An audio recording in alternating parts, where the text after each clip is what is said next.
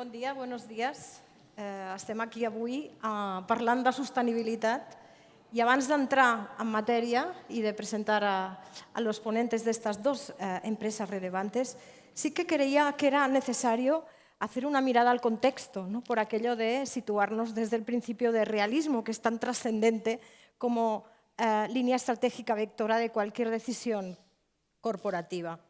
La sostenibilidad, quizás a veces algunos piensan que solo se queda en palabras, pero al menos hay palabras. Como dice la Biblia, ¿no? El principio fue el verbo. Es evidente que el cambio de paradigma que ha exigido el marco regulatorio, a veces de forma excesiva incluso, y lo comentaremos, ha impuesto una visión de lo público-privado basada en esta línea estratégica de la sostenibilidad, del impacto y de la necesidad de acometer los retos de nuestro contexto mundial. Un contexto que estos días tenemos el riesgo de mirarlo en términos apocalípticos y que seguramente no es la mejor mirada en términos de oportunidad económica y de necesidad de consolidar crecimientos. El contexto exige la toma de decisiones acertadas y para ello es necesaria esa mirada geopolítica desde un liderazgo en la gobernanza corporativa que acometa desde una visión también humanista y evidentemente integral estas decisiones corporativas tanto de inversión como de consolidación de proyectos. Hoy tenemos aquí con nosotros a dos empresas relevantes en términos de consolidación de proyectos. Tenemos por un lado a José Manuel Rodríguez, ingeniero industrial, ha trabajado durante 20 años a nivel internacional en el sector de las energías renovables, conoce muchísimo este ámbito y ahora es socio director de operaciones de Social Energy. Tenemos también con nosotros a Artur Miró, el especialista en ámbito ambiental, también de una dilatada carrera de contribuciones diversas también desde la consultoría privada en este ámbito y actualmente responsable de sostenibilidad en Calaf Constructoras.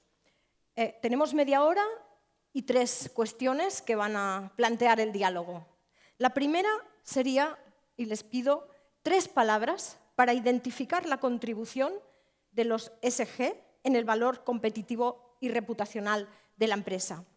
Como saben, ESG es ambiente, social y gobernanza, todas las directivas europeas y el marco regulatorio global que se dirige a reforzar estos 3 ámbitos desde el punto de vista de la métrica, de la evaluación y de las auditorías.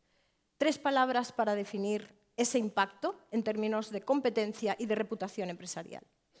Bueno, pues 3 palabras son confianza, rentabilidad y tranquilidad. La sostenibilidad, como se comprende, pues no, en una de las organizaciones empresariales, evidentemente estamos para generar rentabilidad y lo que nos aporta la sostenibilidad y esos 3 ejes son modos sostenibles, modos confiables de hacerlo.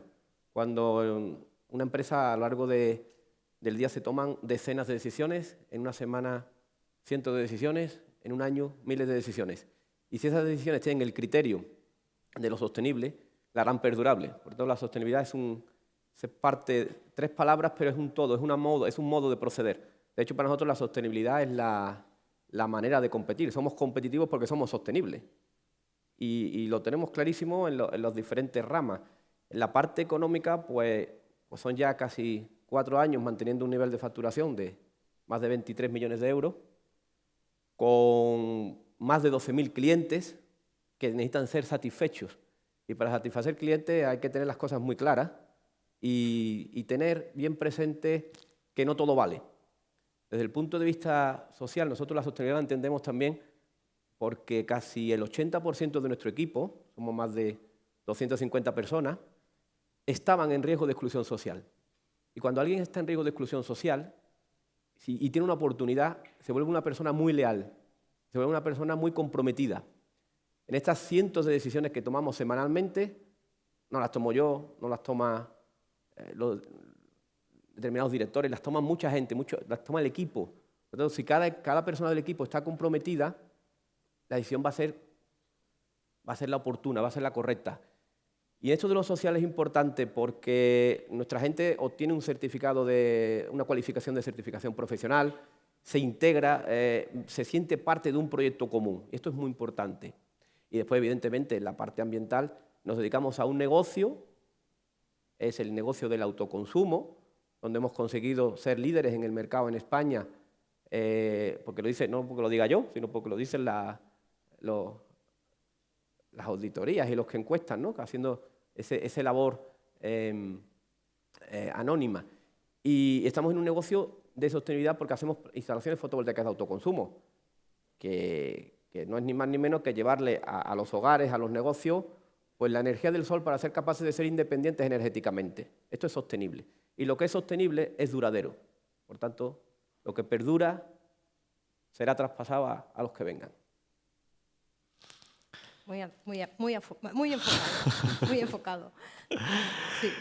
Me ha gustado muchísimo que has tocado la parte social. Dentro de ESG, que comenta Gemma, se suele olvidar esta parte de responsabilidad social y creo que es importantísima para tener en cuenta la transversalidad que tiene la sostenibilidad. De hecho, en el ámbito de la construcción nos pasa lo mismo, pero yo me gustaría sumar un par de criterios más o un par de palabras más, que es economía circular y materialidad. Hoy en día está muy en boga hablar de la doble materialidad.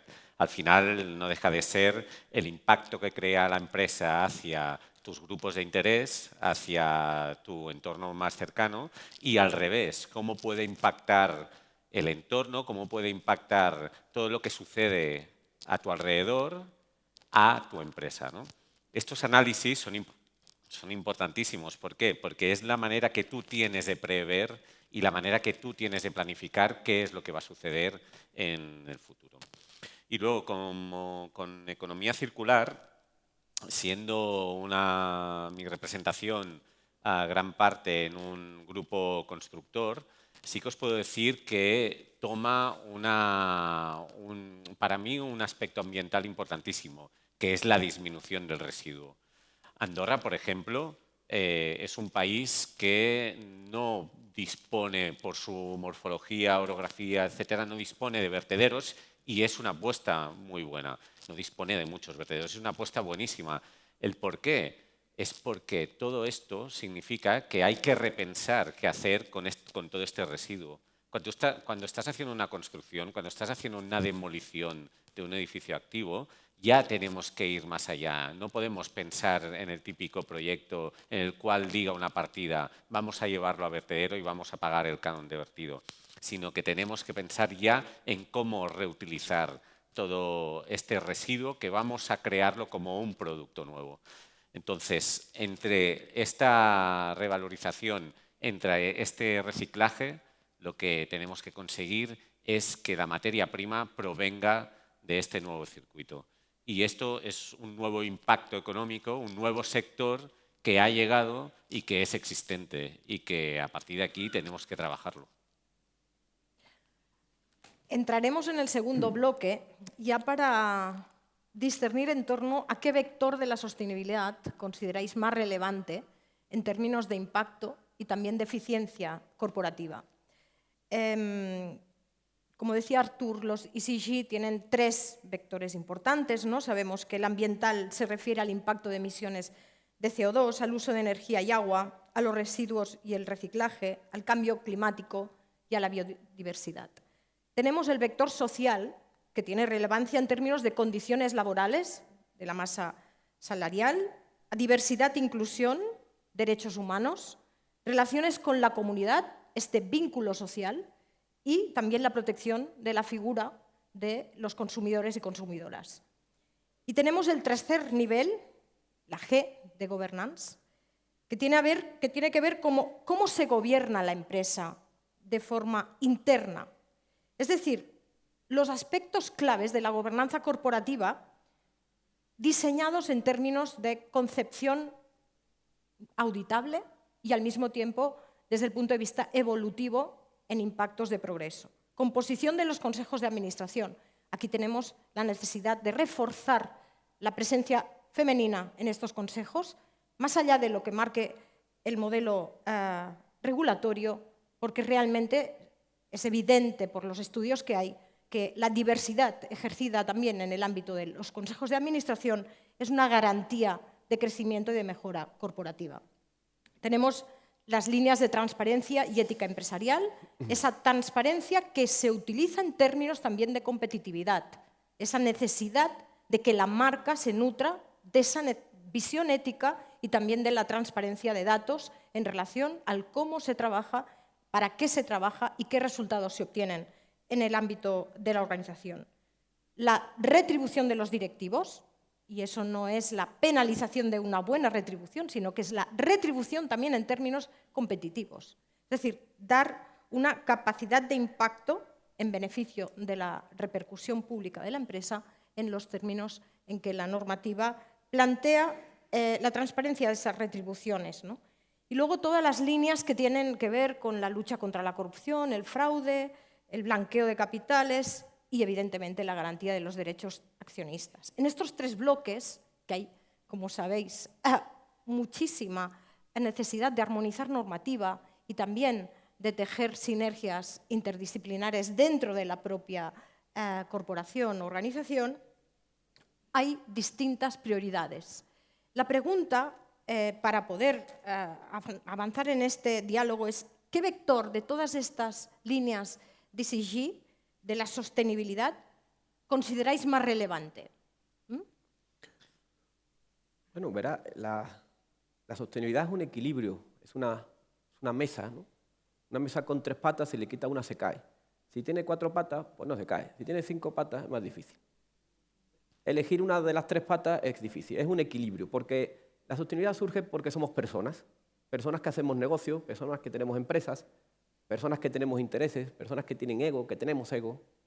Por lo tanto, la sostenibilidad, decidir una, quizá más que decidir una, poner una prelación. ¿Cuál es la primera? Nosotros en Social Energy tenemos un órgano de compliance, que Jorge Manrique, que estaba antes aquí, es nuestro presidente. ¿De Visum? Yo soy el vicepresidente, pero no soy por casualidad, yo he querido ser vicepresidente. He querido ser vicepresidente complicándome la vida, porque es la manera de hacer bien mis operaciones. Yo llevo las operaciones en mi compañía. Y el compliance, la buena gobernanza, no es un discurso, que hoy estamos aquí en Andorra, lo contamos, nos vamos y hasta luego, ¿no? No, la gobernanza tiene que estar impregnada en la organización. Cada persona tiene que ser partícipe de esa gobernanza. Y el órgano directivo, el consejo, pues tiene que creer firmemente. Si yo creo, el que está conmigo cree. Si yo doy ejemplo, el que está conmigo toma el ejemplo y sabe lo que es correcto y lo que no está bien, lo que debemos hacer y lo que no. Porque estamos en esta gobernanza, en definitiva, es un tiempo de hacer negocios de modo ético y de modo sostenible. No vale todo. Nosotros en el área de negocios, concretamente, nos hemos dedicado a energías renovables, al sol. Evidentemente, cuando pues eso es aprovechar lo que tenemos. Cuando venía estos días preparando para venir aquí a Andorra, he estado mirando Andorra. Andorra es un país increíble. Bueno, estuve aquí en verano, y vengo de vez en cuando con la familia y me encanta Andorra. Y no hablo catalán porque no sé, si no salía ahora mismo hablando en catalán, pero no, si supiera hablaba, pero es que no sé. Aprenderé. Moltes gracias. Pero os digo que Andorra es un país que, bueno, tenéis un estudio hecho por el Observatorio Andorrano de Sostenibilidad increíble, del año 2020, o sea, es una cosa de total actualidad.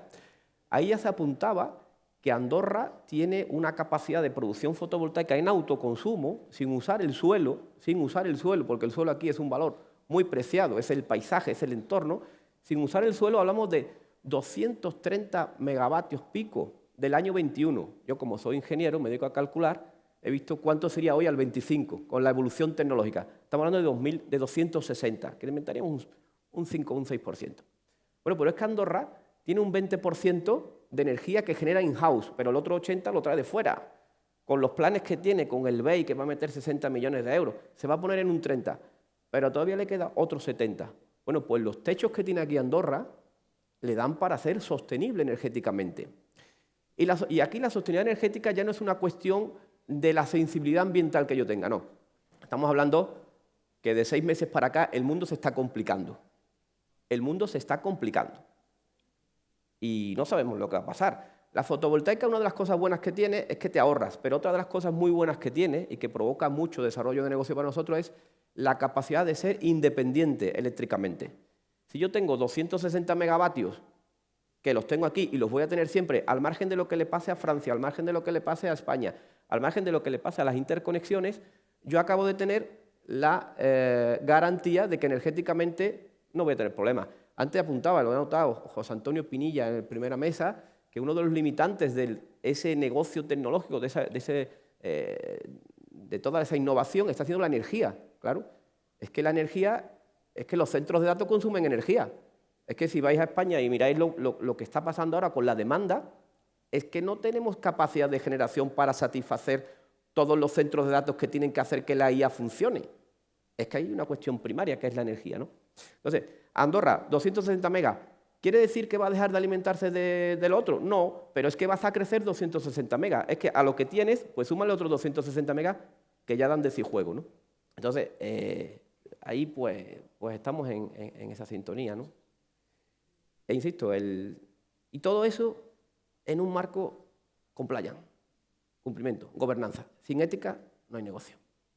Sin ética no hay negocio. Artur. Hablabas de los dos o un vector a escoger. A mí me cuesta muchísimo escoger solo uno, me pasa como José Manuel. Pero yo sería un poco más conciso. Es decir, yo creo que aquí se ha apuntado ya desde el inicio que hay un problema de atracción del talento, ¿no? Muchas de las compañías, lo que nos sucede es que se están especializando muchísimo y lo que estamos intentando hacer es conseguir unos niveles de negocio más elevados con una falta de especialización. Entonces, esta atracción del talento, ¿cómo puedo conseguir yo como compañía que la gente venga hacia mí? ¿Cómo puedo conseguir hacer que la gente se sienta atraída por los proyectos que nosotros disponemos? Esto estoy seguro que os pasa a casi todos los asistentes y nos pasa en el día a día. Hay métodos como fidelización, están ya muy usados. Hay otros métodos como es la creación de escuela, como la formación tutorizada. Tenemos que apostar por ello, porque a nivel social, a nivel de responsabilidad social, tenemos ese compromiso con la sociedad, no solo para que la empresa en la que estamos dirigiendo sea una empresa que sea sostenible económicamente, no, sino también porque creemos en esta formación, creemos en la gente, creemos en el capital humano. Y por ello tenemos que intentar conseguir que todo este capital humano tenga mayor valor. Esto por un lado. Y luego por otro está las famosas emisiones de CO2. Estamos hablando de sostenibilidad, entre otras cosas, porque tenemos encima un cambio climático. Y para saber cuál es la afección de este cambio climático, tenemos que saber internamente cuáles son estas emisiones de CO2 que estamos generando. En nuestra actividad del día a día necesitamos saber esta monitorización, pero no nos basta saber esta cantidad de CO2 que generamos para después ir a un proyecto y pagar para una compensación. Tenemos que ir más allá. Tenemos que crear estos proyectos. Ha salido la nueva directiva, que luego hablaremos, la nueva directiva del control de emisiones. Pero la nueva directiva de control de emisiones no es tanto por cómo nos fiscalizarán a partir de ahora para saber esta contabilidad, sino es para crear proyectos que puedan realmente absorber estas emisiones. Tenemos la posibilidad aquí mismo en Andorra de una regeneración de bosques, tenemos la posibilidad de atraer nuevos proyectos que generen esta absorción o que como mínimo no emitan. Nos lo comentaba antes José Manuel con el autoconsumo. Si conseguimos que energéticamente no dependamos de sistemas fósiles, no dependamos de un sistema el cual no sea propio, ¿vale? Un sistema renovable totalmente, podremos conseguir que realmente bajar estas emisiones de una manera muy, muy elevada. Y a partir de aquí crear un espacio cerrado, un ciclo cerrado. No crearemos residuo, no tendremos emisiones de CO2 o las emisiones de CO2 tendirán a cero. Esto es lo que necesitamos como país y lo que necesitamos todos como compromiso social. Escuchándonos, se me ocurría que quizás estaría bien incorporar 2 mediciones más en los ESG, que son el sentido del humor y la serenidad para el análisis, que creo que son 2 valores importantes en el momento de caos que comentabais en el que nos encontramos, ¿no? Y esta tercera reflexión que ofreceremos de este diálogo pretende también incorporar esta visión de contexto. Una visión de contexto, y lo comentábamos antes, marcada por la era Trump, pero que tiene que ver también con debilidades del continente europeo y con una visión de improvisación política demasiado acentuada en los espacios de la gobernanza pública, ¿no? Esa improvisación comporta costes también para el sector privado y para la credibilidad de las líneas de sostenibilidad que muchas veces no cuentan del todo con el apego de la masa corporativa o incluso, sobre todo, de los directivos y directivas que les cuesta a veces hacer este puente de utilidad propia más allá del cumplimiento regulatorio. Y esta al final es el propósito de una línea tan estratégica como es la sostenibilidad desde esta visión multifactorial, que me parece que es imprescindible, requiere de una constante capacidad de adhesión de los actores sociales y económicos. Si no hay esa capacidad de adhesión, se queda en un relato vacío o meramente de cumplimiento normativo.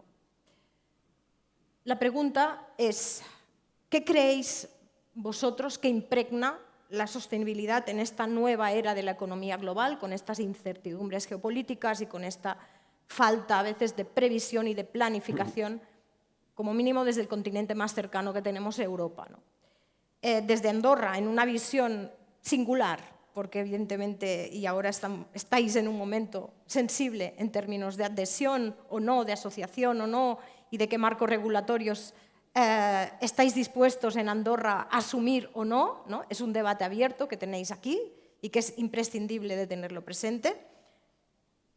Esta reflexión sobre que la sostenibilidad puede impregnar la nueva era de economía global / local, o es solo requisito regulatorio y va a quedar en una moda más o en algo transitorio, ¿no? Quizás aquí os pido que saquéis de la maleta la bola de cristal.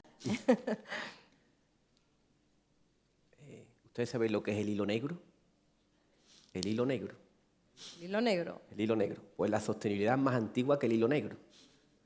Sostenibilidad es perdurar. Es decir, uno tenía un negocio, su padre, y el negocio iba bien y la familia quería que durara. Por tanto, ¿qué hacía? Pues cuidabas al cliente, le dabas a plazo.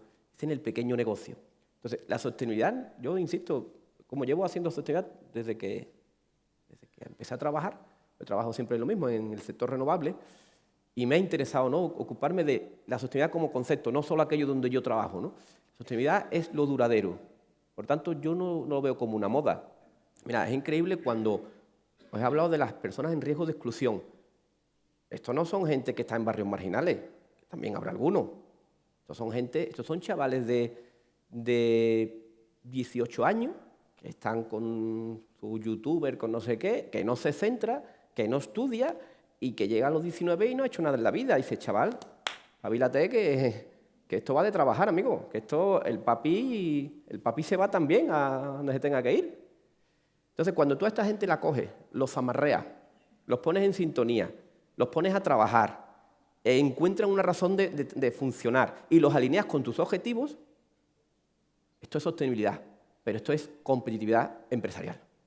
Esa persona, tengo un caso de un chaval que no tenía ni idea técnica y es uno de los que da back office en el soporte técnico. Con 12.000 clientes os podéis imaginar que nos pasa de todo. La atención al cliente de 12.000 clientes es compleja y tienes que tener gente muy eficaz para que la experiencia cliente no se rompa, porque si se rompe la experiencia cliente ya no somos sostenibles, porque el cliente satisfecho trae otro cliente.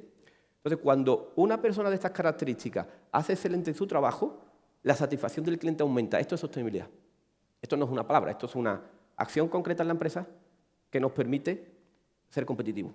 Entonces, como la llamamos en el ADN, una moda, pues sí, los ciclos se ven. Bueno, pues ahora empiezan a hablar de sostenibilidad. Sostenibilidad, yo creo que un libro que leí el año 73. En el año 73 ya hablaban de sostenibilidad, pero que te digo, que como el hilo negro, que toda la vida, que en el 21, bueno, pero no habrá negocios duraderos, no habrá negocios perdurables. ¿Por qué? Porque no nos gusta hacer negocios con las armas, ¿vale? Pues no, pues busquemos otra cosa. Porque no nos gusta hacer negocios de dudosa reputación. Es que el ser humano no le gusta, que a algunos le gusta, claro, es que la humanidad es diversa. Pero la normalidad, la mayoría, el que tiene que invertir en una empresa, el accionista dice, mira, si puedo invertir aquí, mejor que contribuya al desarrollo de esto de lo que forma parte, que se llama humanidad. Es que los valores no son una moda, los valores están siempre. Y si los ponemos en práctica, obtenemos auténticas maravillas de la creación, en este caso del hombre, ¿no? que es capaz de crear sobre lo razonable, sobre lo bueno, sobre los valores. Esto es lo que nos impregna a nosotros la sostenibilidad. Por eso no es una moda, es una razón de ser. Una manera de ser, ¿no? Gracias, Sí. José Manuel. Sí, Artur. Sí, totalmente de acuerdo. Mira, estaba pensando que justo esta semana me han invitado en el colegio de mi hija, que tiene 9 años, a que explicara a qué me dedicaba. Entonces, le estuve dando vueltas y claro, ¿cómo explico sostenibilidad, no? ¿Cómo les hago entender qué es lo que hago? Y empecé con el ámbito ambiental y les explicaba, mirad, esto es como hacer una autopista. Una autopista va totalmente recta, ¿no? Entonces, imaginaros que yo no miro por donde trazo esta infraestructura y me cargo bosques, me cargo casas, dejo a gente que está viviendo ahí desde hace muchos años y la llevo hacia otras zonas o la aparto de sus raíces. Pero con esto veía que tampoco me seguían muchísimo. Y entonces pensé, oye, ¿por qué no les explicas y vas más allá y les hablas de la cadena de valor? ¿Por qué no les comentas cuál es el impacto que genera cada uno de ellos con sus acciones? ¿Por qué no les empoderas a que realmente puedan hacer un cambio? Al final la sostenibilidad es este valor de cambio, es todo lo que nosotros podemos hacer para que haya, a partir de un cambio global que tenemos encima, ¿vale? No nos afecte, no nos directamente, no nos altere nuestra forma, nuestra mirada y nuestra forma de vivir. Es evidente que tenemos un sistema actual que no es sostenible, ¿vale? Entonces, llega el señor Trump y nos dice, vale, pues a partir de ahora yo no solo digo que no es sostenible esta forma de vivir, sino que me preocupo únicamente de los míos e intento cerrar.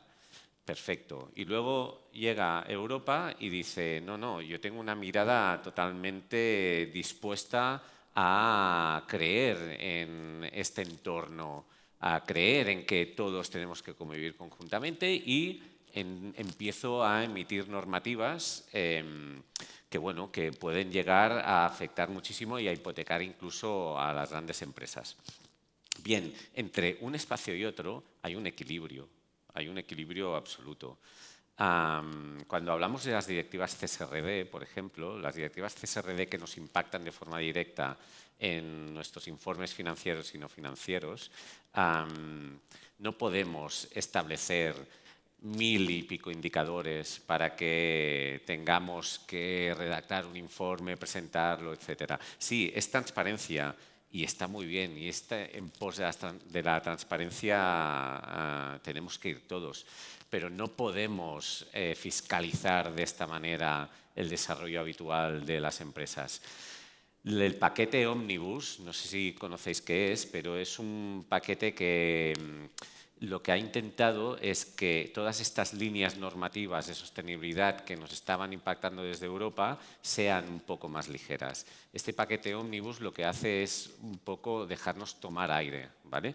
Puedo estar más de acuerdo o menos de acuerdo en algunos de sus criterios, pero el hecho de que los umbrales hayan cambiado sí que favorece mucho a que la economía siga creciendo.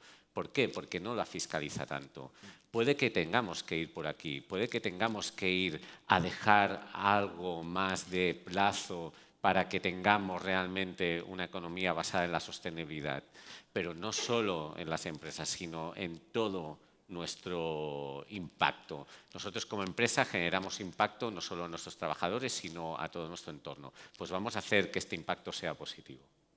Sí, haciendo referencia justamente a la ley de Omnibus que plantea Artur, es cierto, estamos ahora en momentos muy recientes de un cambio, un golpe de timón importante en el liderazgo europeo en todas estas directivas, porque de hecho han tenido que recuperar una visión, yo diría, de sentido común, ¿no? Porque la exageración regulatoria ha comportado un rechazo y un impedimento de competitividad en muchos casos.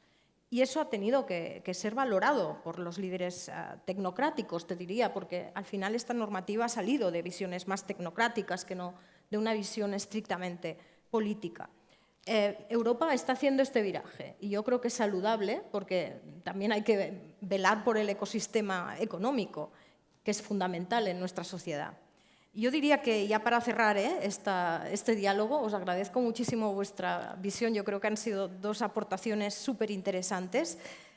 Creo que la marca Forbes y esta Ágora permite profundizar en aspectos desde esta visión más integral y más holística que son muy relevantes en el momento actual. El protagonismo que ha adquirido el sector empresarial, por ejemplo, en Alemania, a la hora de decir hasta aquí hemos llegado, nosotros también queremos opinar de lo público y de hacia dónde vamos.